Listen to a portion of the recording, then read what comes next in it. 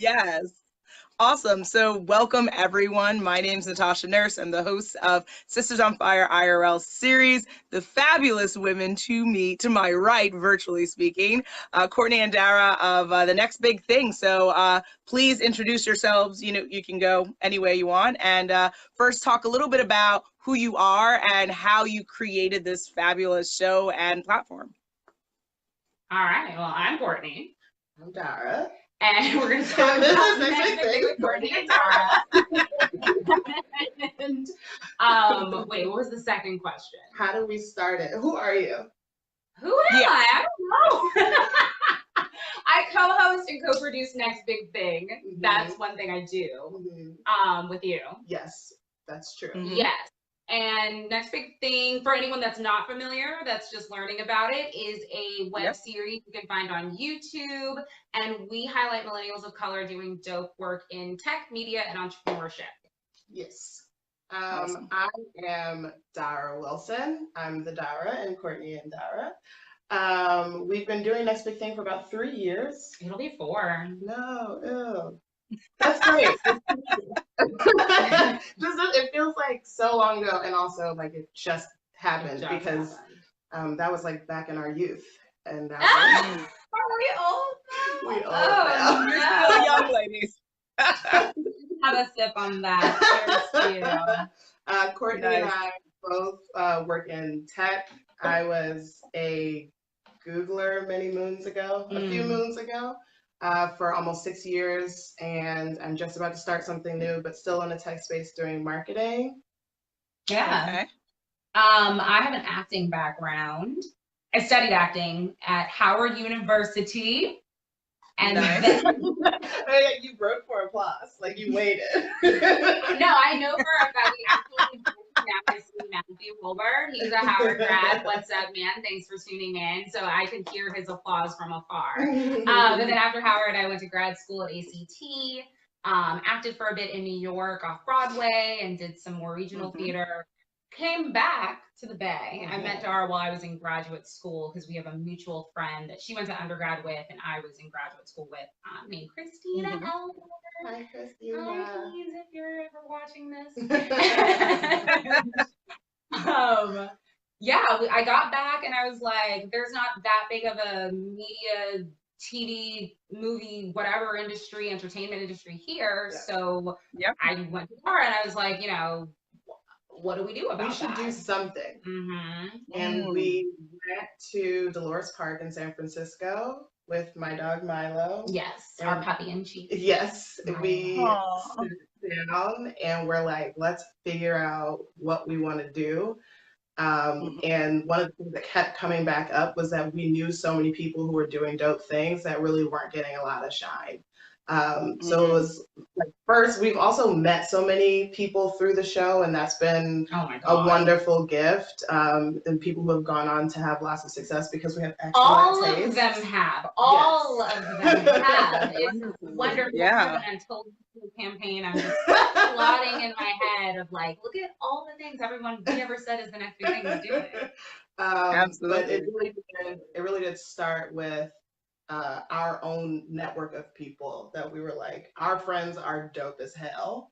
Can I say yeah, sure, that's right. That was a place. And it kind of has branched off from there. As a matter of fact, I was just telling Courtney, 2 of the people that we featured at our show at SF Sketchfest earlier this year were just named as Vulture's top comedians to watch. Just came out today. Wait, oh my God. Oh, wow. Yeah. Congratulations. Very nice. Yeah, congratulations, Carl and Zeke. Wow. Yeah. Nice. So, we scooped the vulture. We scooped the vulture.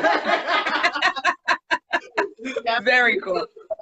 On Zara Norbash. We did. We scooped Oprah. Somebody, a comedian and performer, Zara Norbash, came on our show and then was featured in O Magazine because Oprah was like, "Oh, Courtney and Dara said she's dope." Hey, very nice. Very nice. Yep.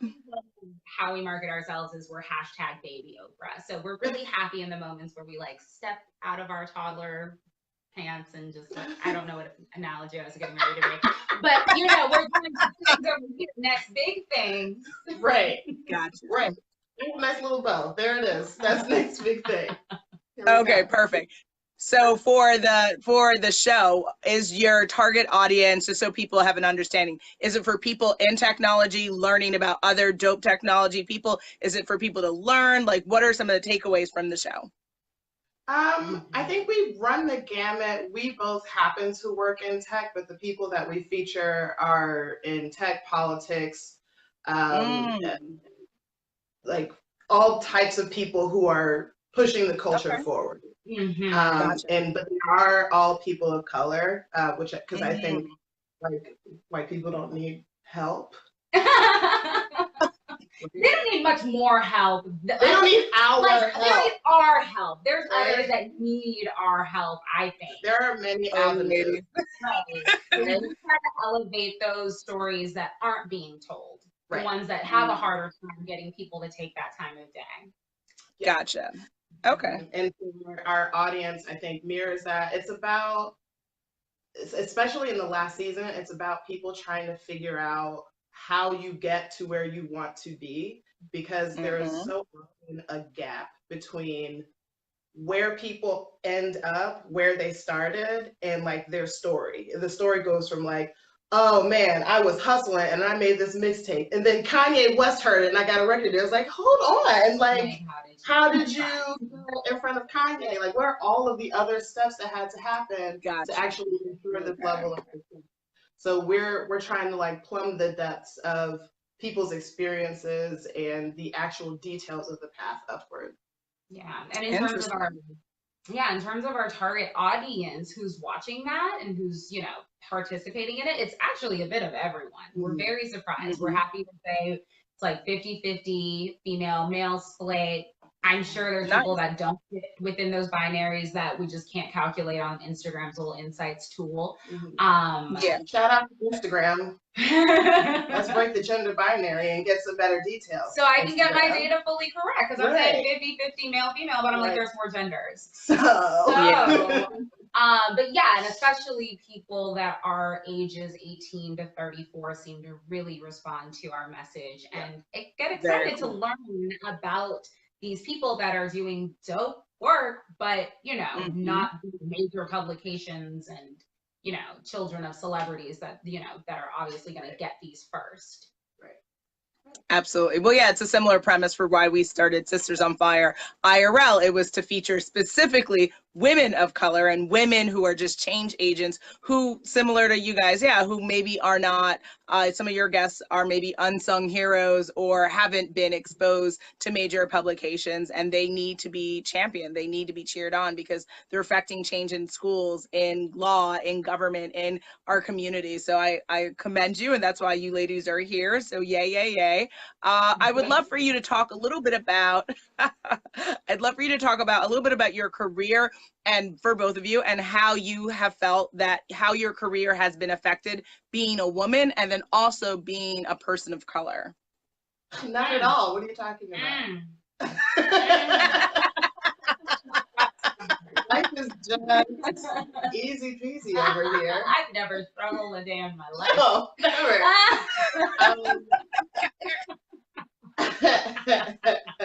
I can talk a little bit about that. I think one of the hardest parts of living as a Black woman in tech, and then really I think in like the working adult world, is working in places, and this may be more specific to tech, working in places that market themselves as excellent workplaces and still have all the same issues as every other company. Because then you have an added layer of cognitive dissonance where you're like, oh, so I must just be out of my mind because this place is supposed to be wonderful, and yet I'm being told that I'm like incompetent and stupid on a daily basis, and I just don't understand how that happened all of a sudden. Like one of the things that stands out to me, I had a new manager come in, and in our first meeting, she was like, yeah, I've looked at some of your performance scores. I definitely wouldn't have given you scores that high. And I was like, nice to meet you, first of all. Like, what are you basing that off of? Because all we know about each other is all the glowing reviews that I've gotten and you sitting here looking at me. So in situations like that, where especially at a place like Google, one of the soft skills that they try to impart on you is that you have to learn how to take feedback well, which also means it's so much harder to call out things that are racist and that are sexist and that are homophobic or whatever it is, because the first line of defense that they have is that you're just being bad at taking feedback. So you're too sensitive.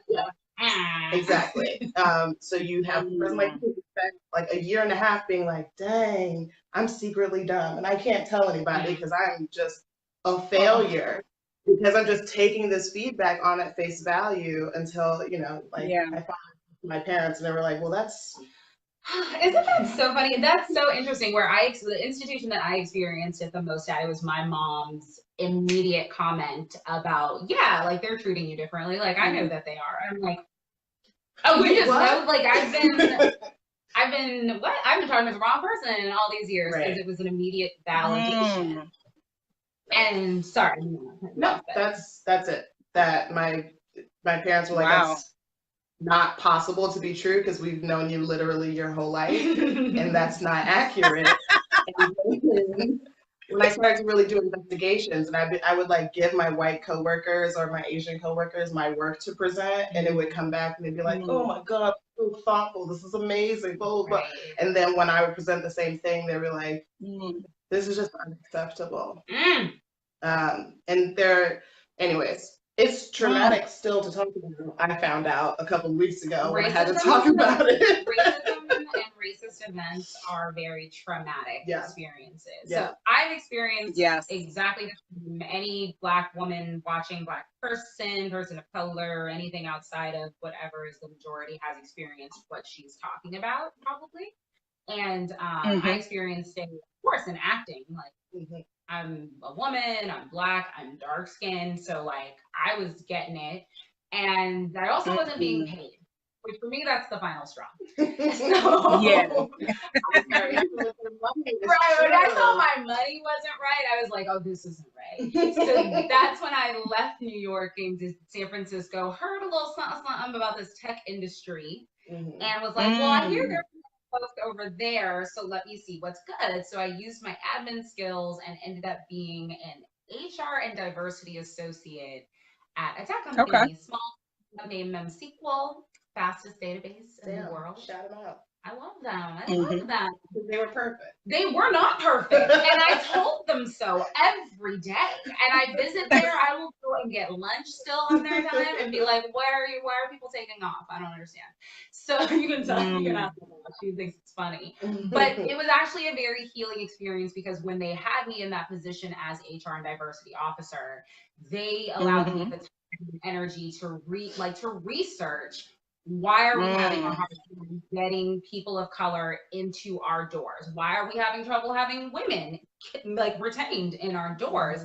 So it was seeing this research, having come from similar experiences at Dara, having Dara as a peer mentor as well as I entered into the tech industry, and she would tell me, this is what happened to me, girl, watch out, how should I get out? Gotcha. It really, really helped, continue to help me continue to matriculate in this industry, which there's a lot of opportunity here. And I'm glad that, I'm still standing in it. Yeah, I think that is one thing that has been really important to me is that I was saying to Courtney, first of all, California is on fire, by the way. Literally? Yeah, literally, yeah.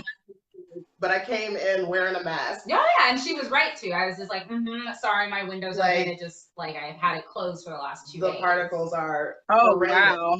And I was saying my poor body is so breaking down because I have asthma. I've got all these I'm like a modern medical marvel. I wouldn't still be alive 100 years ago. for all kinds of reasons. Even if everything was I'm laughing, but it's not funny. But she was like, well, that's that generation. I was like, that's true. That generational trauma is really exhausting as well. So it makes my knees hurt.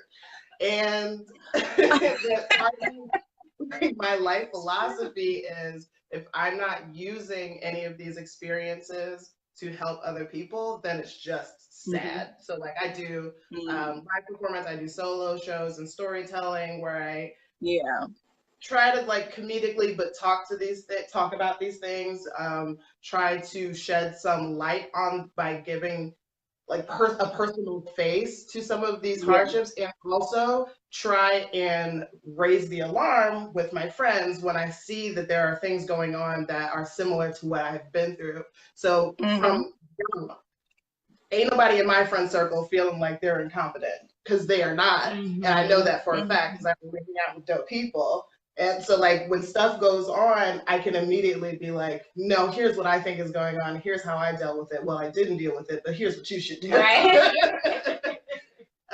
And so that's really important to me, especially in San Francisco. So when you're doing performances, for the most part, you're talking to white people. And so I'm like, yeah, go ahead, sit in the seat, get in this little black box theater, think you're going to be comfortable, and then listen to me. Because I have some things to say. Gotcha. Okay. So you talked a lot, ladies, and I really appreciate your honesty and candor for sure. I'd love to know, what do you think it's going to take? I mean, I think it's definitely a changing of hearts and minds, but like resources, you know, what, as we've seen things with like the Me Too movement and how long that took to really even come to the forefront of mainstream, and it's not even really, I feel, encompassing everyone as it was intended. What do you think it's going to take for us as people of color, as marginalized individuals, to start to change things? Especially, like, I love when you were saying, Dara, about the problems of having these like safe work environments, and that even being more unsafe because it's like publicly known as, no, this is a great place to work, then you're even more silenced. Like, what are your thoughts there? Yeah, they weaponize the safe environment against you. I'm gonna let you take that, Courtney. How do you fix tech? Is it just a tech problem? We can start I think it's there. everyone. Okay. Well, I didn't want to boil the ocean, but how do you fix the world, Courtney? You don't boil it. How do you fix the world? It takes a multi-pronged attack. And I know that to be, it's funny you bring up the Me Too movement, because they just named a Black woman, who Black women feel the most left out of the movement overall. Yes. For obvious reasons. And it's the former president of the WNBA that's now stepping in as the role of the president for the Me Too organization. Wow. So that's one step that's important, is somebody had credentials, access, resources, education, right place, right timing to be in that position, to, I hope, welcome in those that don't feel left out, and to just represent for them and be that voice at the table. And that's true in tech. It's so important. That's true in acting, media, entertainment, because it is so visual and everywhere. And that industry, while we may be starting to enter into an economic dip, that industry is a booming. You know, doctors, dentists, tradesmen, construction. I was just watching some construction workers cross the street today, and I was like, I want to salute you, because these roads are messed up and we need you. And there's honor in those jobs. And I'm really excited that we're entering into a time period where, you know, 100 women are being sworn into Congress, you know? Yes. And celebrities, that is being publicly celebrated, and little girls and boys and all the in-betweens are seeing that. And they're saying, oh, okay, like, if I just make an impact in my little circle, and I can depend on my brother, my sister, whoever, to make that impact in their little circle, we're all going to continue to live that. And that is how you fix the world.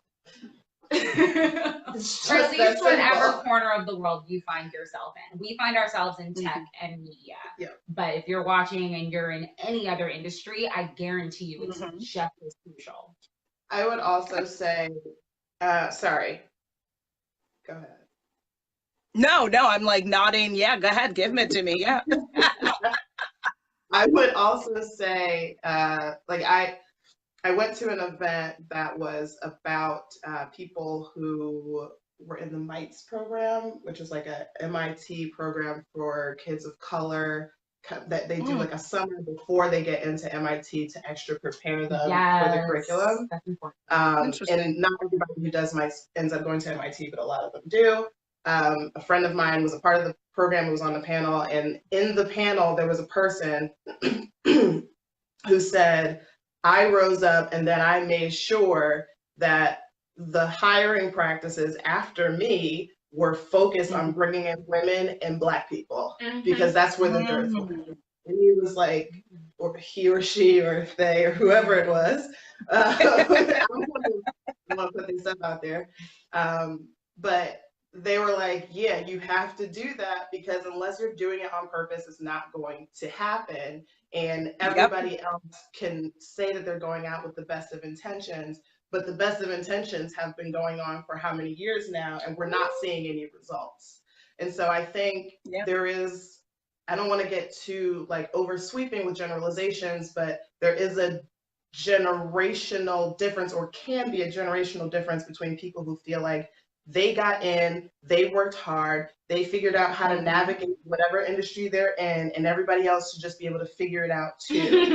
And that comes from people of color, it comes from Black people too, as opposed to saying, I made it to a point where there's not that much risk to me to actually make these decisions that may make me unpopular with my white colleagues, even the ones who think of themselves as very progressive. And you have to be willing to put it on the line. And like, listen, by the time in this industry, by the time you're making 200, 250, like, I don't want to hear about your career and like how scared you are, because what's really happening is the people who are coming in, the people who are mid-level, the people who are being blocked and not able to get to that point, which is another issue that's happening, especially inside tech, are actually making those sacrifices. Right? They're like barely covering their rent every month and trying to make sure that the other people around them are good, trying to make sure that the people behind them are good. And a lot of times people at the top who are not making those same kinds of sacrifices, not really putting themselves out there like that. And I think until that group of people, or until we become that group of people, it's going to be really hard to affect change.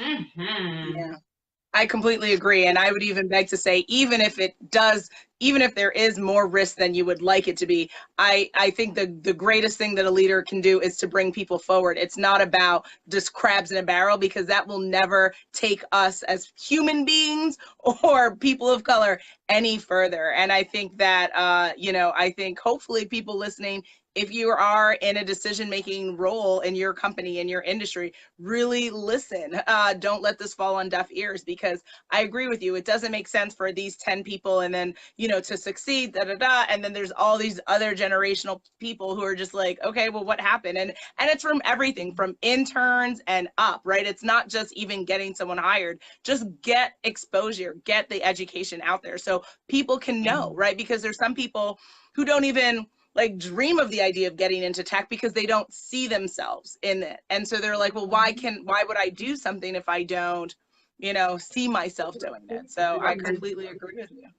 And I also think it's like a double-edged sword, because if you're in that position of power, not only are you not acting on that power, but there are people around you using you as an excuse for why everybody else should just be able to figure it out. Yes, they are. Right? There's like this exception proves the rule kind of thing, where it's like, well, this one person was able to fall through the cracks of a system that was meant to keep them out. Therefore, how come everybody else can't squeeze through a crack? It's like that mindset is so pervasive. It's pervasive and it's destructive. It hurts more of us than it helps. Yeah. And it even hurts. It should still hurt the person that's being lifted up as the example of, why can't you be like, right? Not. I guys get absolutely about this all the time, actually, because I am like, there's nothing that I have in my life that I shouldn't have. Yeah. Like, I am a successful woman in terms of the things that people say on paper are supposed to make you successful. And I grew up in a loving 2-parent household with a middle class, second degree and third degree having parents. Like I went to a good school and then I got a good job and then I got another good job and I live in a nice place. You know what I mean? Like you're doing all the right things. I'm doing all the right things, but it's none of it is impressive. Like this is why we have this show where like, you know, we try to give back whenever we have the opportunity to, because I'm not impressive. And I'm trying to help the people. What do you mean by that? Yeah. I mean, if you looked at me on paper when I was 16 years old, I think it would be fairly easy to project where I would end up by the time I'm 30. Because on paper, I'm doing the things that are in that trajectory. Like, given the resources that you've had access to, like, this is what you should be doing. Yeah. So, congratulations. And I think that that is the type of access that we take for granted sometimes, not realizing. So a privilege, essentially, that you're saying. And I have to acknowledge your privilege, and you have to use it to motivate you to help people who don't have that privilege. And that's a message to our white friends, our lighter skinned friends, or everyone that has somebody's ear and is in a position to just lift somebody up to that next step, wherever you're standing. That's what you can lift do somebody up, lift some, like, there are people who have less privilege than either of us who have reached the same level as us. And like there's just like, in the back of my head, I'm not worried about sending money back home to my family. That is not a thing that like some of my friends have. Is you have to keep that stuff in mind, that even now, as like, because I could be like every white guy and be like, oh, I worked so hard and I did all these things and that's why I have what I have. And like, I work hard, but I don't work harder than somebody who has 2 jobs that are both manual labor. Like, do I really? Yeah, or somebody who's dealing with and having to support them, or somebody with a disability who's you know, judged upon entry if whether they're capable of doing something. Right. You know? I mean, you go into your work, you try your hardest, you do your best. I think we're both like intelligent women who know how to put those smarts, those book smarts to work to make money for other people. But we want to give back to those that were not necessarily put in the situation that we were in. I think you have a responsibility. Absolutely. We definitely have a responsibility, a calling. Like, I can't sleep at night sometimes. It's like, I gotta get this done. I gotta get this out. The world I love that you you're openly talking about that as well, because I think sometimes when we do have the public conversation of privilege, it's within like a white you know, and it's like there's privilege within every community, within every race, within every socioeconomic status. So yes, right, you have to be humble, but I wouldn't say that you're not impressive. I think that that's bad narrative. I would say I think that you should say that you're honored. You're honored for the privilege that you've been afforded in your life, and you're trying to take advantage of that and elevate in your life as well as give back to others. But I would never say, remember, we have to empower ourselves. I think so many people are like, no, I'm not. And you are amazing. And there's only one of you. So you're a unicorn. We're all unicorns. And we're showing our unicornness to the world and hopefully encouraging others to show their unicornness, you know? Yes, absolutely. That's our unicorn call. I think that I'm probably, as usual, being too hard on myself, because there is the phenomenon of people who have a lot of privilege who squander it. And I definitely haven't done that. And that's wise as well. Yeah. So shout out to white people failing for no reason. Oh, not Jesus Christ. Not all of them. But like, there are some people who you're like, you were given everything. Like, why can't you make it work? Because that's their journey, right? And I think sometimes it's not even race. I mean, yes, in our society and how our things work, a lot of times race plays a role, but everyone's on their journey. And even the people who you're like, but you couldn't do more, that's their journey, right? And then so we have to just let that live, you know, like, don't cast stones, right? We've all got to focus on us. Girl, and how that plays into it, and addiction and all these other things. We could. That's why it's happening. But yes, let's let me let's bring this back. And so today what brings us together in this moment is to talk about Sisters on Fire, right? So it started actually as a play called Diary of a Mad Black Feminist, and it's evolved over past 10 years into Sisters on Fire. And I'd love to hear from you. What do you think the term Sisters on Fire means? Like, this girl is on fire. That's what I thought about. It was really like, they're killing it and working hard and just, I mean, I look at your brand and I was just, as soon as I saw your email, as long as it took me to see it, I was like, oh, she's killing it. I need to get back with her, and we're on fire. So we need to all connect. Fire is catching. Fire is catching. Yes. Fire catch, yes. And fire is cleansing, Absolutely. remember, too. You know. True. Try to keep that in True. mind. I love that. Cannot believe. So in your lives, who would you say were sisters on fire, whether personally, publicly, you don't know them, they admired you, the whole gamut? There's so many. I mean, That's I think good. part of the testament of where we sit, and I know I can definitely, I think I can put this on you, but let me just speak for myself. But I feel like I was surrounded by Sisters on Fire, by strong, empowered, encouraging women from jump.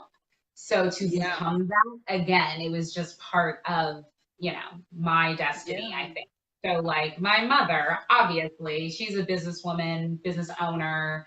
Nice. She's just bomb.com. My auntie Cynthia, like, she retired as the buyer of MGM, like, grand hotels in Vegas. Like, these are the women in my life. My auntie Connie, like, she just, who you want to talk about a sister on fire? That's my auntie Connie. So I am the product of those women. So let's just Michelle Obama. Bravo.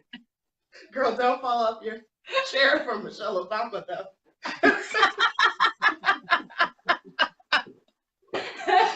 Oh my gosh, that's so great. I mean, I feel like I give this answer all the time because it's my mom. But like, if y'all met my mom, would understand why I'm saying it. I agree. She's also a business owner. She's a huge nerd, which I love and like didn't realize until later in life, where she was like, no, I just keep doing tax law because like I just really love tax and contracts. I'm like, who are you? What does that even mean?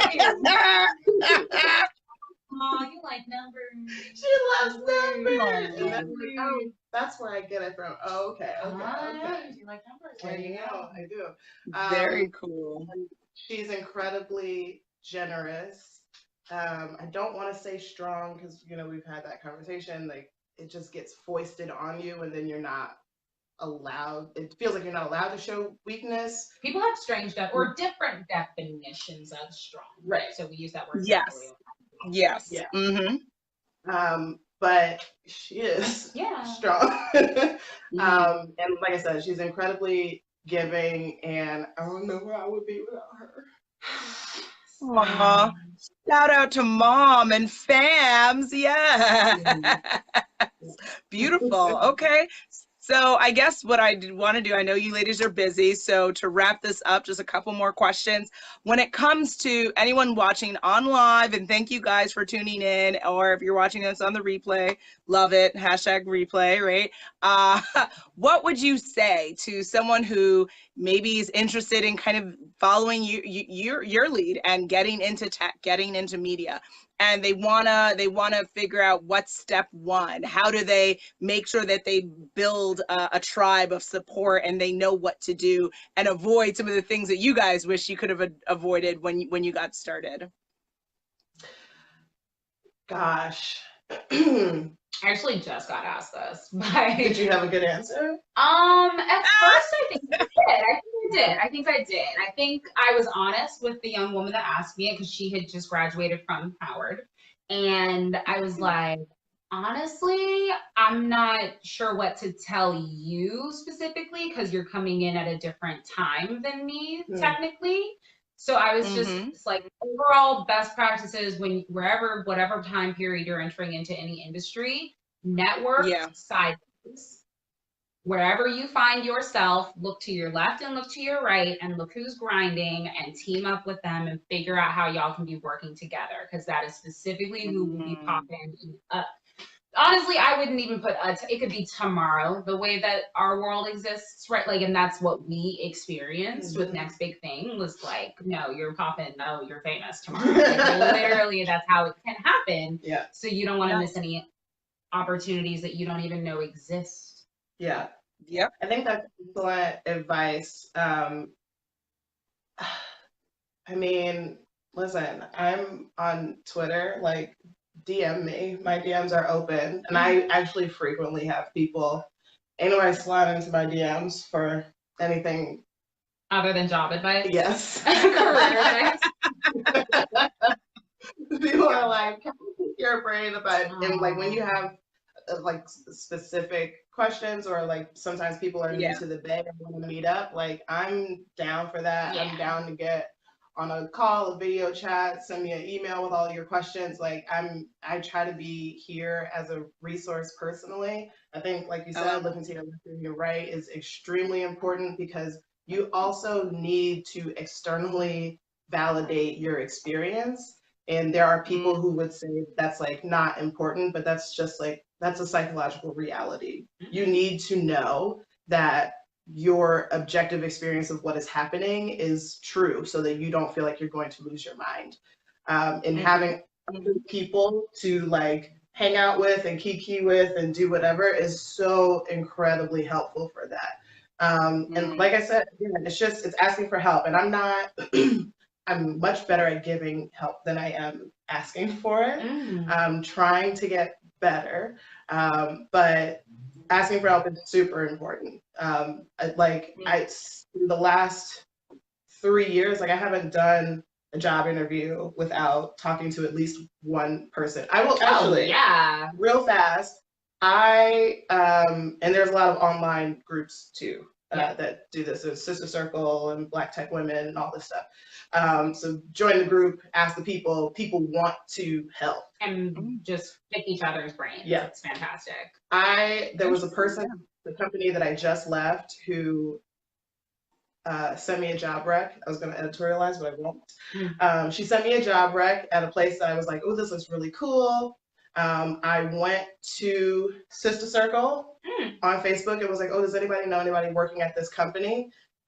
Because it's another thing, like sending your job application off to some online black hole is a lot of times not going to do anything for you. I put the message out on Sister Circle. 5 minutes later, it got approved. 30 seconds after that, I got a text message from a friend saying, hey girl, you trying to work at this company? Because the recruiter had just contacted her. Wow. She wasn't interested. She passed the recruiter to me. Yeah. I talked to the recruiter the next day. Nice. I talked to the CEO the week after that, and I'm starting there tomorrow. Hey! Oh, congratulations. That's awesome. Wow. I'm really excited, but it absolutely would not have happened if I didn't have that connection there. And another thing is I'm also a very insular person. It's easy for me to like just stay inside my home. Like you have to, not inauthentically, but you have to maintain your relationships with people, because you never know what connections they're making outside of you. And it is just better for you. Amen. One piece of practical, like very tactical advice that I have for anyone that wants to be in tech and media, have a LinkedIn profile and keep it updated, because you don't checking you out. And I just had someone check me out and I'm like, oh, I'm glad it was updated. Oh man, it could be fun. Awesome. Okay, and then I guess just one more question would be, before we do contact info, would be with starting, media, like your own platform, your own show, what I guess has been the greatest lesson that you've learned? And like, should people, if they want to start a web series, if they want to start a podcast, why should they or should they not? Or things to consider when kind of creating your own space in media? Things to consider when creating your own space in media. Wow, our greatest lessons. I mean, there's so many. I have one. Go for it. A lot of the other people who have even like come around after us, what I've noticed, like Courtney and I are a 2-person team. We have very occasionally had like one other person helping us out. Maybe 2. Yeah, but sporadically. What I have noticed is that there is so often, and this is true with everything in life, there is a face or a few faces at the front of something, and there is a team of people behind those faces making it work. Courtney and I are tired because it's literally just us. What I would suggest very strongly is finding a group of people. It's like we're both build a team. We're performers. I cannot understand the mindset where somebody's like, I just want to work in the background. I'm like, what? Where's the camera? Right. Put it on my face. Like, let's do this. But there are people who are like that, who like just want to do production, just want to like create from that perspective. Exactly. So I would say find, in addition to like your professional networking tribe of people, your tribe of friends who are going to keep you sane. Like if you're going to start a new creative endeavor, I would say try your best to build a strong team. That was really good. I didn't come up. I was listening so intently. I wasn't thinking about what I was going to say. You were active listening. I was very actively listening, but really, truly, greatest lesson learned. Like honestly, just get it done. Just get it done. Like a lot of the, I don't know what to do next. What do you want to do next? I know. What do you see is missing from the world? Where is that gap? Can you fill that gap? And I just can't believe in the cell phone like era that we exist in with camera phones and editor tools and apps that there is no way that you can create or not create what you're seeing and what you're missing seeing in the world. Yeah. I mean, and what you're missing seeing in the world, what you like that you would like to see more of. I also think a lot of times people have a hard time getting started because they're looking for something that's vastly unique. Oh yeah, don't do that. That's bad marketing and branding. Nothing is unique. You just find your area in the market of this is what we're doing. Right. But we're all doing it. Right. That's like I this year started producing like live comedy storytelling shows because I like comedy, but I don't want to be in the cutthroat, everybody hates each other world of stand-up comedy, and I like storytelling. Yeah. And so I was like, nobody's gonna put me up for this, or like I'm not getting up as consistently as I would like, so I'm just gonna produce my own show. Now it's a lot of work, and again, it's a privilege thing because I do have money to like put down in a space, but if you have it, then you use it, and I'm using it. So I'm like, I want to see a comedy storytelling show with mostly women and queer people and people of color. How do I create that show? I tap into my network, and that's what we did, and it's good. Actually, another one of the people who was on the show was on that vulture list of comedians to watch. We got a good nice. Very nice. Good stuff. Awesome.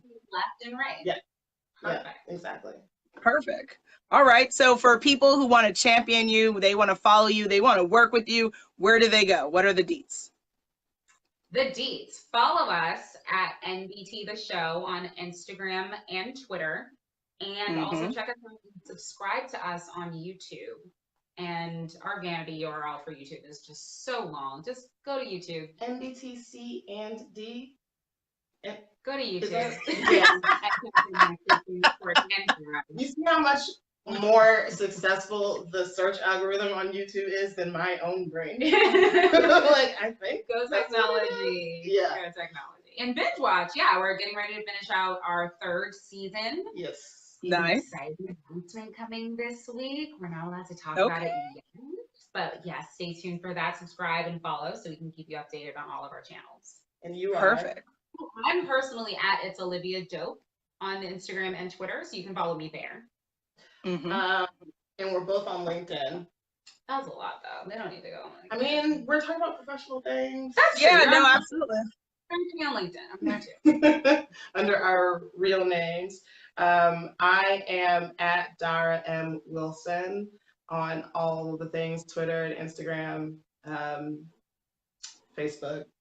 We're very consistent in our handles. Yes. You find us one place, you'll find us everywhere.